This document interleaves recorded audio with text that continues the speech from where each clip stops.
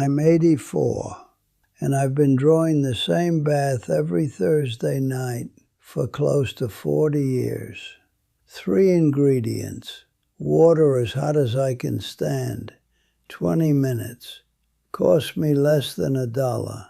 My doctor, fine man, younger than my youngest grandchild, looked at my blood work last winter and asked if I was taking some kind of new supplement regimen. I told him no. I told him I do what my father taught me, and I let the rest figure itself out. I've written some of it down. There's a book I put together, the Coleman Remedy book. The link is in the description if you want it. But what I need to tell you today goes back before the book. Back before I fully understood what I was doing or why it worked. Back to a bathroom in Harlan County, Kentucky, 1952, and a boy who didn't understand the question he was asking until 60 years later. If you're past 70, I think you'll recognize what I'm about to describe. Stay with me a while. I don't plan to waste your time. And if any of this sounds like your life, I'd genuinely like to know. Leave me a comment below, and hit subscribe if you want to keep the conversation going. I read every one. There's a smell I haven't thought about in years, and then some morning it finds me again without warning. Hot water over old enamel, something mineral under it, faintly of the earth. Dry ginger warming in the steam. It belongs to a Sunday night in Harlan County, sometime in the early 1950s. I am 11 years old. My father Earl is drawing his bath, which in that house was something close to a ceremony. He kept a handwritten notebook on the edge of the tub, brown cover, well-handled, his Appalachian grandmother's remedies mixed with his own observations. All of it written in block letters, like a man who measured his words the way he measured everything else. I stood in the doorway and asked him what was in the water.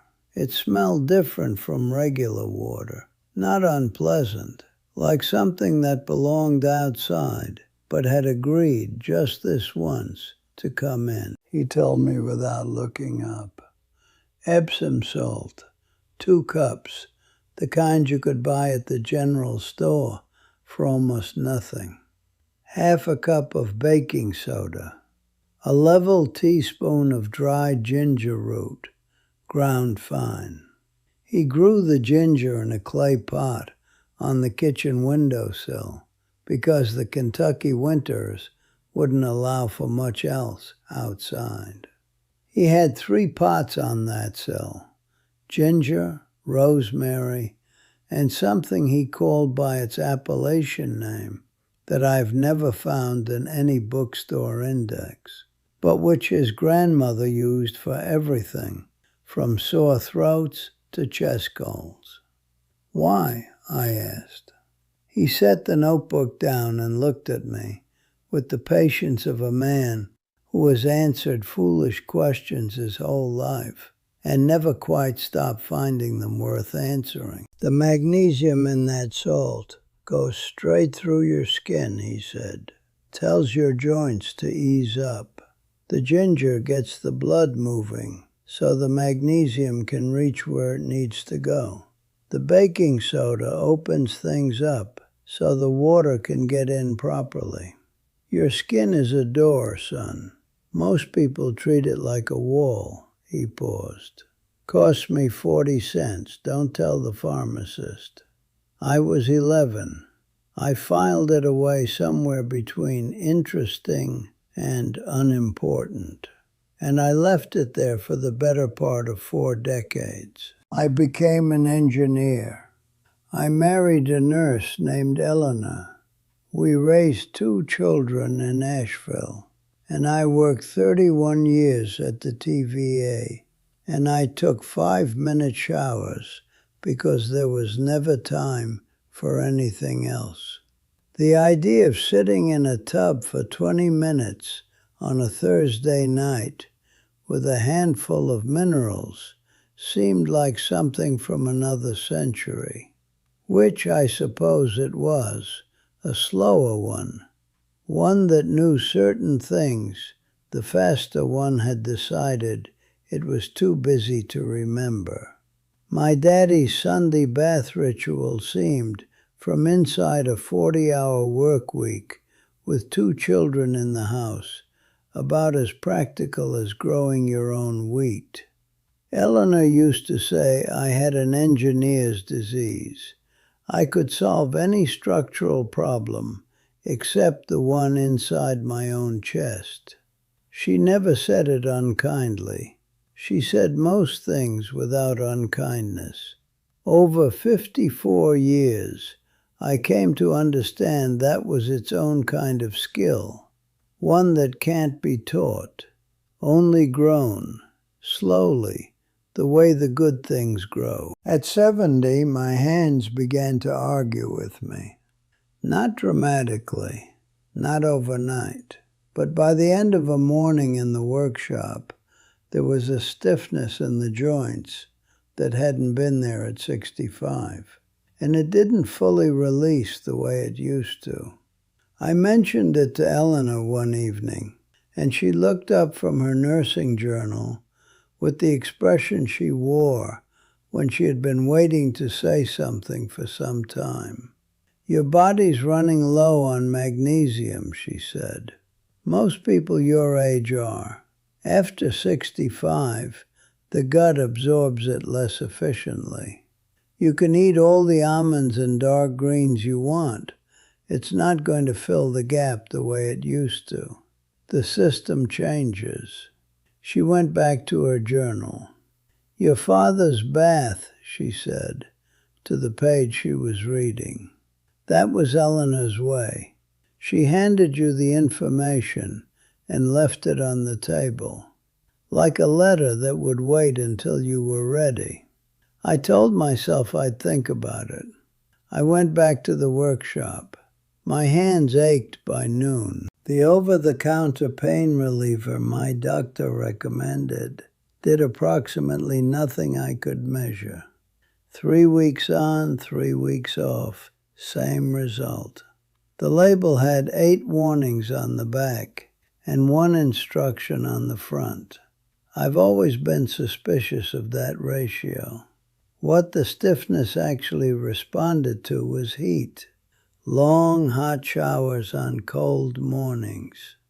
The warmth of garden soil in late morning, when I'd work it with my hands and feel something released that the cold had locked up.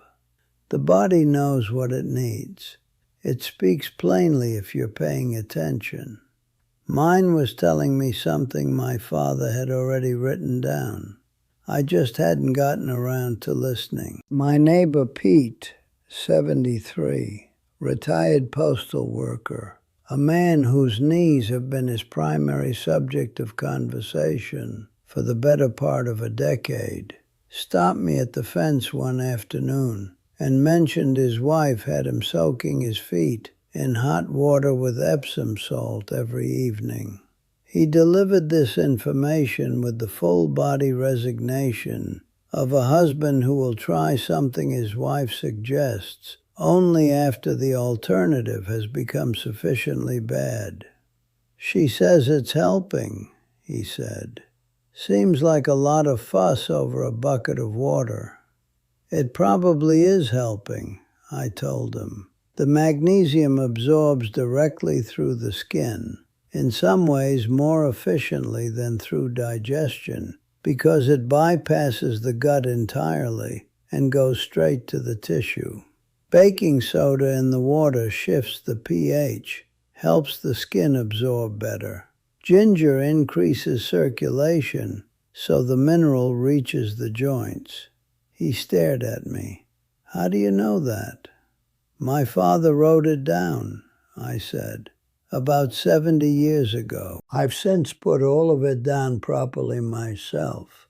the measurements, the water temperature, what to do and what not to do after you get out, which most people get wrong. It's all in the Coleman Remedy book, links in the description below. I wanted to get it right while I still could. I knew I wasn't the only person walking around with the answer sitting in a notebook on a shelf, not quite believing it was allowed to be that simple. I went home and found my father's notebook. I was looking for his notes on rosemary tincture. I'd been trying to remember a ratio for a liniment, and I turned too many pages and found myself reading something I hadn't read since I was a boy standing in that Kentucky doorway, asking questions I didn't yet know how to answer. He titled the page in his careful block letters, Bath Treatment, Joints and Skin, every week if possible. Beneath it, in his measured way, were 3 ingredients: Epsom salt, 2 cups, baking soda, ½ a cup, dried ginger, ground fine, 1 level teaspoon. Then, water as hot as comfortable. Soak 20 minutes. Do not rinse after. And at the bottom, in different ink, added later, I think, after he'd had some years to consider it, 3 words: trust the warmth. I stood in my kitchen in Asheville, North Carolina, in the year 2011, and I did not move for a full minute. My father was not a sentimental man. He did not write things for decoration. Every line in that notebook was there because it had earned its place. 3 words at the bottom of a page about a bath treatment meant he'd sat in the water enough times to understand that you had to stop fighting it. You had to let it work. That was the instruction the ingredients couldn't carry. I drew the bath that Thursday. I measured 2 cups of Epsom salt, ½ a cup of baking soda, 1 level teaspoon of dried ginger from the spice cabinet, Eleanor's, for her evening tea. The bathroom filled with that smell I hadn't encountered in nearly 60 years.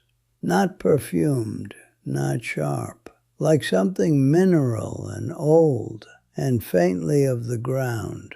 The same smell that had come out of that Harlan County bathroom on Sunday nights when I was a boy wondering what my father was doing in there. I got in.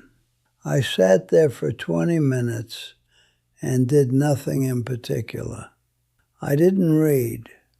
I didn't plan the next day. I didn't think about the workshop or the garden or the blood work my doctor wanted to review in the fall. Eleanor was already asleep. The house was quiet, the way old houses are quiet when one person is awake in them and the rest of the world has settled down for the night. I let the heat do what heat does when you stop arguing with it, which is work, quietly, steadily, without asking for credit. When I got out, I did not rinse. I toweled off slowly and went to bed. At 5:30 the next morning, I walked out to the garden and noticed something before I understood I was noticing it. I simply got up and walked. The negotiation that usually happened between my body and the floor, the 30 seconds of persuasion, the careful getting of legs underneath me, was quieter than usual.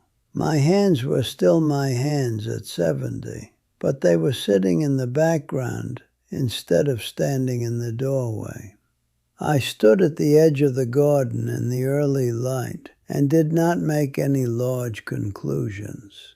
I have been an engineer for too long to draw conclusions from a sample size of 1. But I made a note of it, and I came back the next Thursday. I take that bath every Thursday. Have for 14 years now, give or take a week for travel, which I have done considerably less of since Eleanor passed.